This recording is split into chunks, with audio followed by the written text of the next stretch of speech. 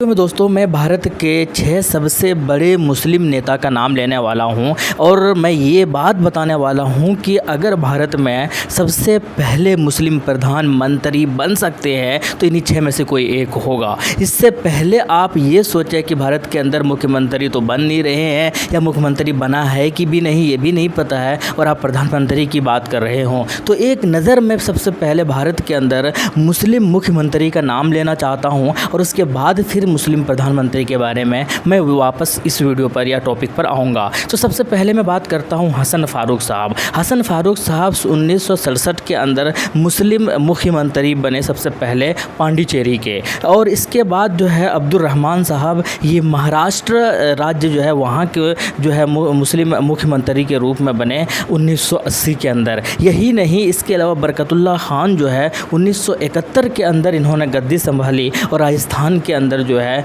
मुस्लिम मुख्यमंत्री बने।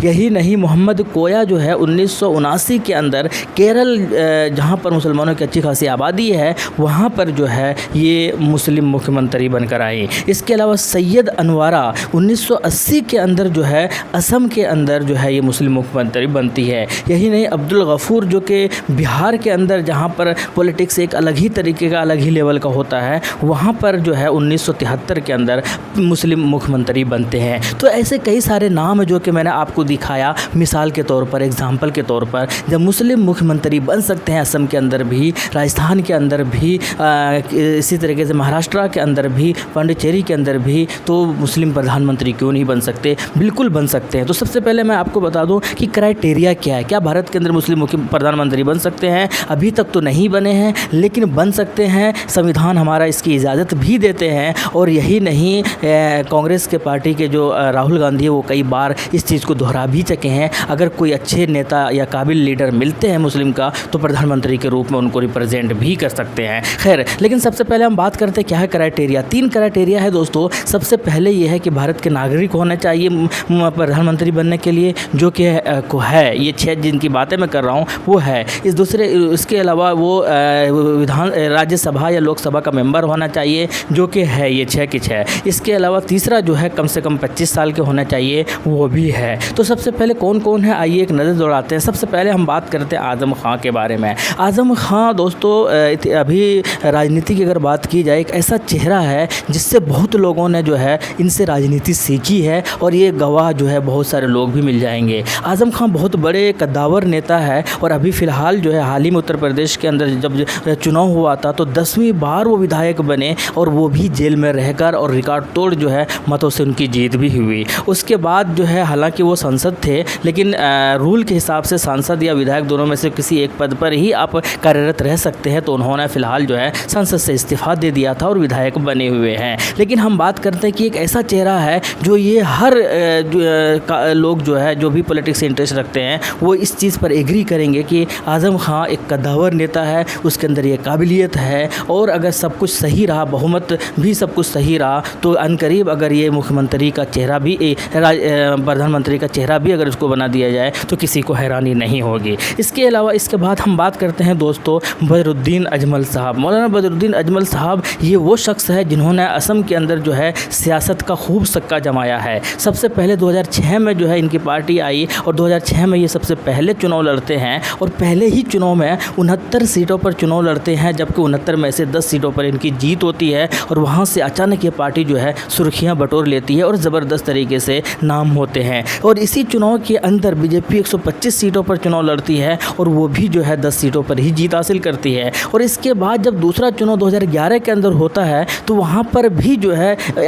यानी कि मौलाना बदरुद्दीन अजमल साहब की जो पार्टी है वो 78 सीटों पर चुनाव लड़ते हैं और 18 पर उनकी जीत मिलती है। तो इस तरीके से इनकी पार्टी जो है निरंतर तौर से बढ़ती जा रही है और अभी फ़िलहाल वो सांसद है डुमरी के और ज़बरदस्त तरीके से पॉलिटिक्स करते हैं। एक सिक्का जमाए हुए असम के अंदर, बड़े बिजनेसमैन है, बहुत इनके पास पैसा है, तो किसी चीज़ की कमी नहीं है। लेकिन कुल मिलाकर अगर सब कोई एक साथ इनको सपोर्ट करते हैं तो ये भी एक ऐसा मुस्लिम चेहरा है जो कि बहुत बड़ा कद्दावर नेता है, मुस्लिम चेहरा है, मुस्लिम और बाकी पिछड़े वर्ग के लोगों के लिए काम करना पसंद करते हैं, बिजनेसमैन है, साथ के साथ अच्छे पॉलिटिशियन है। तो कुल मिलाकर ये भी एक प्रधानमंत्री के रूप में जो है एक डिक्लेयर किया जा सकता है। इसके अलावा हम जिसकी बात कर रहे हैं दोस्तों, उसके एबिलिटी में या उसके काबिलियत में तो खैर किसी को शक होने ही नहीं चाहिए। उनका नाम जो है असदुद्दीन ओवैसी है। ये असदुद्दीन ओवैसी साहब ऐसे चेहरा है, ऐसे मुस्लिम नेता है जो कि 1994 से ही 90s के टाइम से ही जो है ये सियासत के मैदान में आते हैं और उसके बाद ये ऐसा सिक्का जमा कर बैठे हुए हैं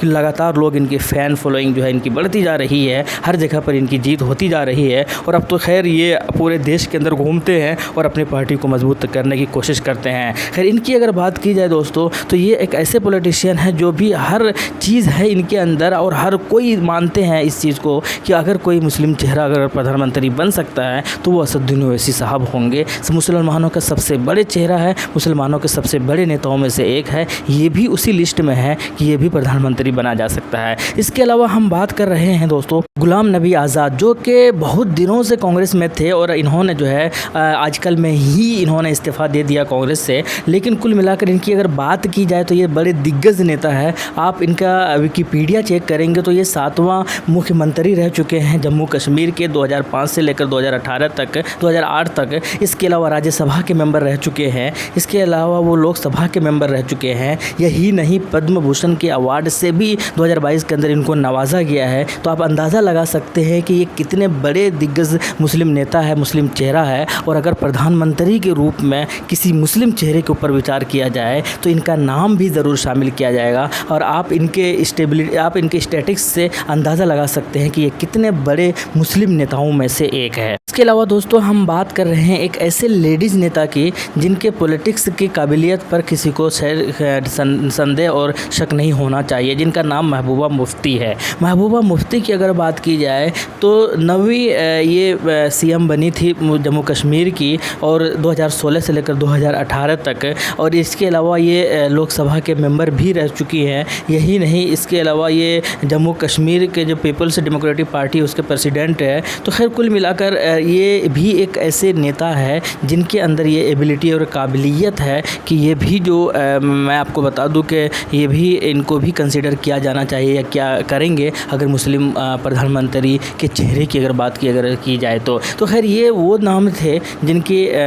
जिनका मैंने जो जिक्र किया है वो ये है कि अगर मुस्लिम प्रधानमंत्री के रूप में किसी बड़े दिग्गज नेता को कंसीडर किया जाना चाहिए तो इनमें से ही किसी एक होगा। अभी हालिया टाइम की अगर बात की जाए, क्योंकि यही वो क्राइटेरिया भी फुलफ़िल करते हैं और क्राइटेरिया यही है कि भारत के नागरिक होने चाहिए, 25 साल से ज़्यादा होना चाहिए उम्र में, साथ के साथ राज्यसभा या लोकसभा के मेंबर भी होने चाहिए और ये सब के सब रह चुके हैं। तो खैर कुल मिलाकर यही है। आपका क्या कहना है कमेंट सेक्शन में बताइएगा। क्या आपको लगता है कि कभी भारत के अंदर मुस्लिम प्रधानमंत्री बन सकते हैं और अगर बनेंगे तो सबसे पहले वो कौन होंगे? ज़्यादातर लोगों की राय तो शायद यही होगा कि असदुद्दीन ओवैसी, लेकिन खुद असदुद्दीन ओवैसी का ये कहना है कि उनको जो है मुख्यमंत्री या प्रधानमंत्री का कोई भी तरीके का किसी भी तरीके का पद नहीं चाहिए, ना ही उनको इंटरेस्ट है और ना ही वो चाहते हैं। खैर कुल मिलाकर आप अपनी राय ज़रूर रखिएगा। शुक्रिया, जय हिंद।